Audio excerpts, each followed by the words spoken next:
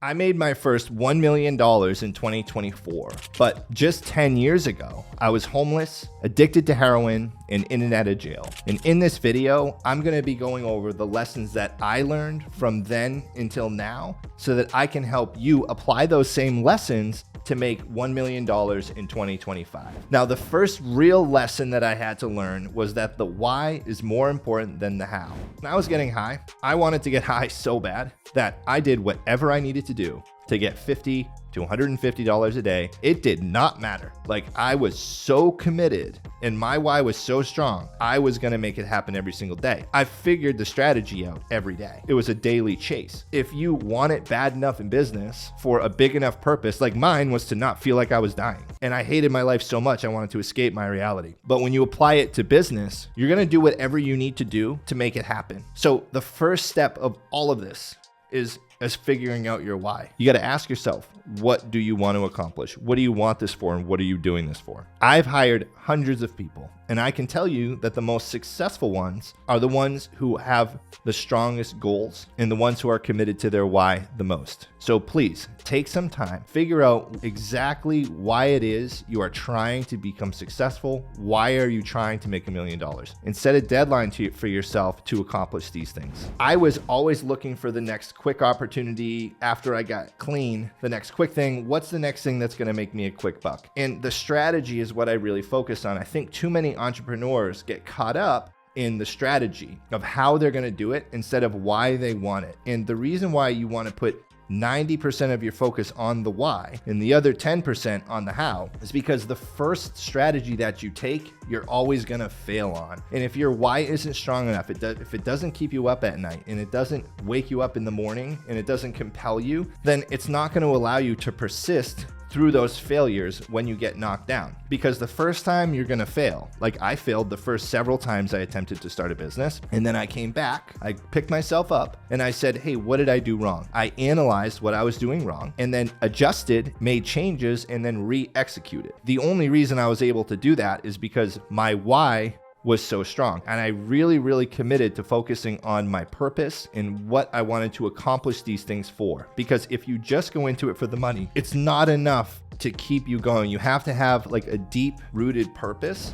The next big lesson I learned is that I needed to be scared to spend money and eager to invest money. Now, I spent years spending money on things that were destructive for me. And looking back, I just did some basic math and was like, man, if I had just put all that money into something that brought me a really small return, how much more money could I have right now? When I got clean, I really started investing in myself personally to make myself a better person and to improve who I was and be able to live life like a normal individual. So it went from, I'm not spending time improving myself or spending time at this meeting or in this program. I'm investing in myself, taking that time to improve the quality of person that I was and to learn more life skills helped propel me faster. So it was like I slowed down because I had to go to rehab for 9 months. So I slowed down to launch myself in a direction that blew past where I would have been if I didn't invest that time. So if you want money and time, you have to invest money and time. All those free programs that I went to prompted me to be more eager to invest in programs that cost money. I've bought in tons of sales courses, been to sales networking events, all that stuff. I've spent hundreds of thousands of dollars on personal development, but I'm too cheap to spend a few $100s on a belt. There's a big difference because when you invest money, you're going to be getting something back. So as you are figuring out what you're going to do with the money that you have, and if you don't have any money, put that stuff on a credit card. That's what I did when I didn't have it. I put all those sales courses and all those networking events and everything else on a credit card so that I could be exposed, one, to people who could help me level up, and then two, learn the skills of people who had already leveled up. Because when you spend money on something that's a tool that's going to help grow your business, you're spending money to learn something. So for example, when I started, I wanted to learn how to run ads on social media. So I paid someone for a course to learn how to run Facebook ads. And it was the best $2,000 I've ever spent in my entire life. If I didn't spend that money, I probably wouldn't be where I am today. Now, I don't run a social media marketing company, but those ads really helped transform my business. And today, I'm still a big proponent of spending money and taking risks on things that will potentially increase my value to the marketplace and my company's value to the marketplace. The biggest investment is yourself. So make sure you invest in yourself first so that you can get time and money later. If you're not investing in yourself right now, taking time every every day to learn things on YouTube, if you're not investing in courses, this is something that you really have to get a grip with if you want to level up and make $1 million in 2025, because it's going to take some investment on your end. The next lesson that I learned is that you need to cultivate relationships with the right people, and then you need to really quickly cut the wrong people out of your life. The wrong people will bring you failure and misery, and the right people will bring you peace and prosperity. When I was getting high, I hung around with a lot of the wrong people, and some of them may have been good at heart, but when you're on drugs, you do things that aren't good. And I was one of those people as well. And when I got clean, I committed to cutting those relationships out of my life and really focusing on relationships with my relationship with myself, with God, and then with other people that could help propel me in another direction and that could actually help me. And yes, I was being selfish in a way. I was like, how can I use these people to help me grow? But I promise you, successful people out there want nothing more than to see someone on the come up. And they love when you ask them for advice. When you ask these people for advice, a lot of times they're a lot more open to talk to you about how they found success, because they're like, oh my God, someone's going to listen to my story. So it's actually a little easier than you might think it is to get people to share some stuff with you. As I've gone through my entrepreneurial journey, I've encountered some people in business who did not have the best intentions for me. They literally just wanted to make money off me and bill me for a service that they weren't going to follow up on. I've gotten ripped off. I've gotten scammed. I've lost everything and then had to rebuild. And I've learned some personality traits in people that you want to avoid as you're growing your business, because they will take you down until you take these people out of your life. I'm going to go over some traits that you want to look for in people. And if they have these traits, these can be complete red flags that you want to avoid. The first one is people who speak in generalities. If someone gets upset with you and they're like, everyone says this, everyone says you're greedy. Everyone says you're rude. Everyone says all you care about is whatever. People who speak in generalities like that, they are speaking like that because they think the world itself is a threat to who they are. They think everything and everyone is a threat. If those people see you as a threat, those are the people that'll stab you in the back. When they say everyone thinks this, it's usually like one person who said that, or maybe even just what they think. You may have people in your business or professional life, even your personal life, who will respond to negative texts, like gossipy texts, faster than positive, productive texts. So this is a test that you can use. If you're texting someone things and they haven't gotten back to you and you guys are close or whatever, and you send them a text that's like gossipy about someone or someone else, and then they respond to it right away, or if it's negative about something and they respond to it right away, but they don't respond to the positive stuff, that means that you're dealing with someone who's stimulated by negative things more than they are stimulated by positive things. So people who are responding to positive texts are much better people to be around than the people who are only going to respond to the negative things, because when you say something negative, it validates the thoughts that are already going on in their head, and then they click with it. But if you say something positive, they're going to disregard it because it doesn't really match up with their thought process. Another trait you want to look out for: people who keep a crowd that isn't really doing much with their life. It's different if someone's like trying to help these people, I guess, but you want to make sure, like, if someone only keeps a crowd around them that is like in misery and suffering, one, they like that for whatever reason, and then two, they could be doing it to make themselves feel better about themselves. Because if they're like, hey, if I keep all these people around me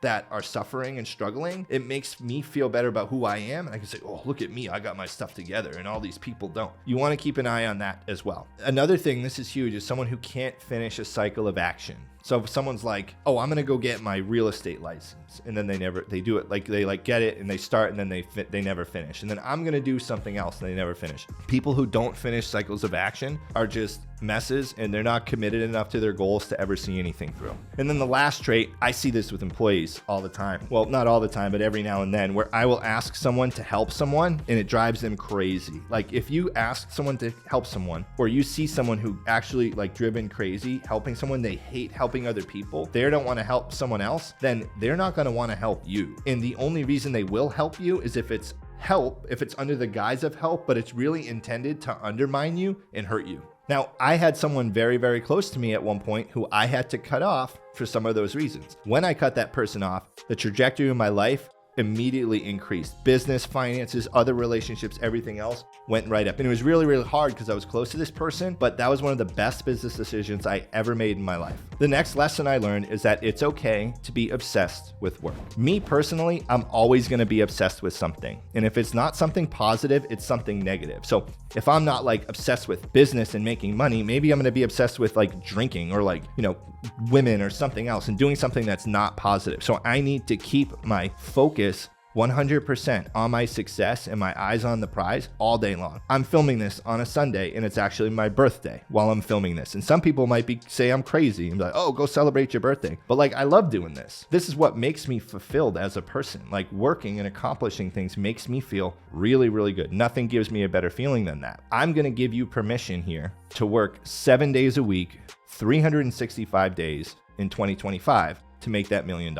The reason why it's okay for me to do that, and I give myself permission to do that now, is because when I was getting high, I spent 24 hours a day either being high or chasing the high, working all day to provide opportunities to other people and myself and take care of the people in my life. I don't think that that's a bad thing. Now, I've never met a single person more successful than me who says that I work too much or I'm crazy or I'm too obsessed or something like that. Everyone I know who's more successful than me either works as hard as I do or works harder or used to work harder. Yeah, you might not see people at the club or the bar, but they're not going to see you at the bank, right? They're not going to see you in the Chase preferred client box. You're going to see them at the ATM hitting the money and they got nothing in their account except for an overdraft. Some people might try to tell you that you need to value time because time is just as important as money. Although it is, time is actually more important than money in a way. The people will say it in a way that tries to like downplay the importance of money. Like money isn't everything. You got to spend time doing this. I promise you, when you have a lot of money, time is much better. You can go to nicer hotels. You can sit in nicer places on the plane. You can get nicer stuff. You can go do nicer things. You can eat much better food. I promise you, a Wagyu steak, A5 Wagyu, tastes way better than the sirloin strip at Outback Steakhouse. Now, I love Outback, don't get me wrong. Yeah, the $400 Wagyu steak is much better. Time becomes better when you have more money. So don't let anybody downplay the importance of success by trying to tell you that, you need to focus on your time and all this other stuff. Now, it might cost you some relationships. That's going to be something that you have to ask yourself if you're willing to sacrifice that to make $1 million. Because sometimes that's what it takes to be mega successful. And you can call me cold or heartless or whatever it is, but this is the truth. Like you have to make sacrifices sometimes to get those things. I have literally no free time. Any free time that I have, I choose to put into my business. And if I am at the beach, because I live in Puerto Rico, so if I am at the beach or I am doing something, I'm always thinking about work. I'm answering a message from somebody. I'm doing something that's productive towards my business because I'm building the future that I want. I'm so lazy that I will work insanely hard right now to not have to do anything later. The next lesson that I want you to apply in 2025, focusing my time on constructive things versus destructive things. Spent years focusing my time on stuff that like everything was destructive and chaotic. There was not really anything positive about my day, and I didn't really accomplish much of anything. I started my business and I started growing entrepreneurially, if that's even a word. I quickly realized that it's very easy to get bogged down in tasks that make you feel like you're doing something because you're busy, but you're not really getting much done at all.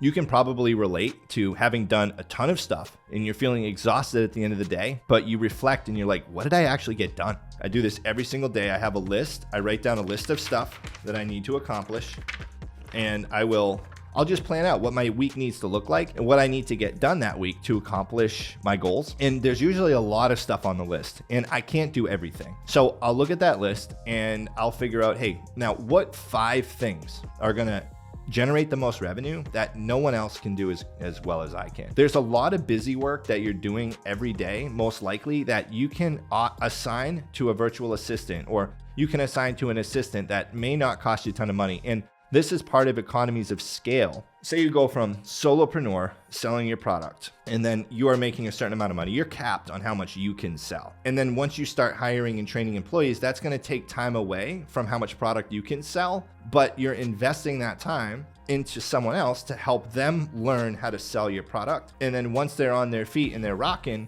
then your income then hits another level because now you can do your selling and then they're doing their selling too. So now there's 2 people selling your products, right? Sometimes you have to make those investments and hire people to take those things off your plate. Stuff that doesn't utilize your talents the most and what you're really good at. Like if you're really good at sales, you want to make sure you're doing everything to train your salespeople, hire more salespeople, and sell your products yourself. Anything else takes away from that time.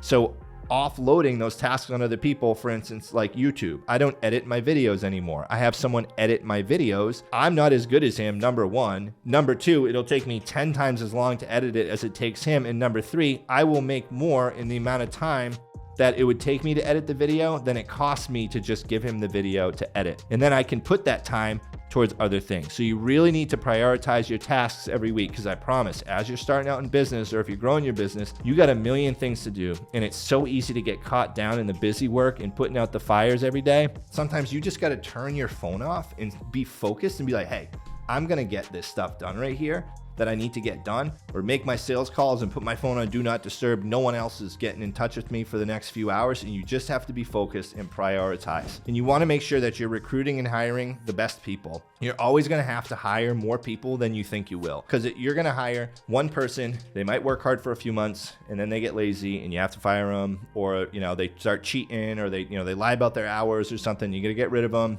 And then you got to get someone else. So if I would hire like 3 people for every one person that you want, and within the first week, fire 2. Because one of them will probably quit. One of them won't do the job right, and you'll be lucky if one does the job right. So I would hire in excess, always hire extra and fire them really quickly to get that one that you think's doing a good job. But what this really gets down to as well is back to the investing part. I invested in myself to learn sales so that I could make my first $100,000, $200,000, $300,000 selling products. Now I know how to do all those things. Pretty talented at many different aspects of business, but I'm going to give myself the biggest return. If I spent that $2,000 on a marketing and advertising course, and then I spent an extra $2,000 on a sales course, that's $4,000. That investment has made me hundreds of thousands of dollars because I invested in myself. So you are going to give yourself the biggest return. Don't Bitcoin, stocks, none of that stuff, unless you already know what you're doing. But still, like even those guys who make a ton of money off Bitcoin and stocks, they invested in themselves to learn that stuff first. Okay, so invest in yourself first.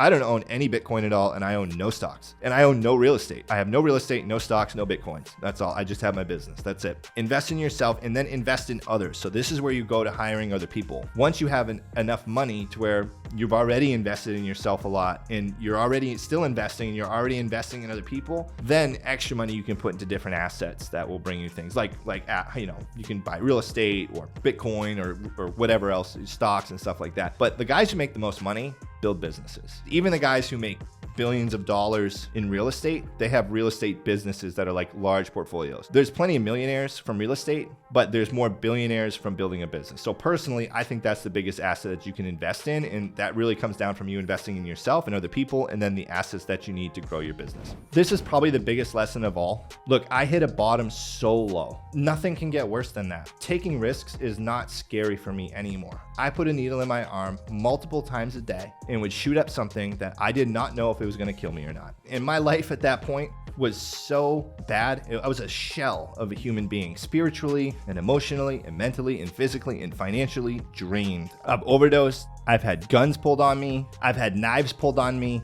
I've gone to jail with extremely violent people right in the cell next to me. I had holes in my teeth. It was terrible. Like, you can't get lower than that. You really can't. For me, it's like, what's the worst that can happen? Even if I'm homeless, if I have no money, but I'm not getting high, my life is like a million times better. Some other people may think risk is a bigger deal than me. So I don't care about dropping $100,000 to take a business risk. It's not like, oh, well, it's easy to say that because you have the $100,000 to do it. Well, I didn't. I got to that point because I don't care about taking risks if they're calculated and if they're gonna improve and help me grow. If you're scared to spend $100,000, how are you ever gonna make $1 million? And if you're watching this, if you're scared to spend $100 on someone's course, how are you ever gonna make $100,000?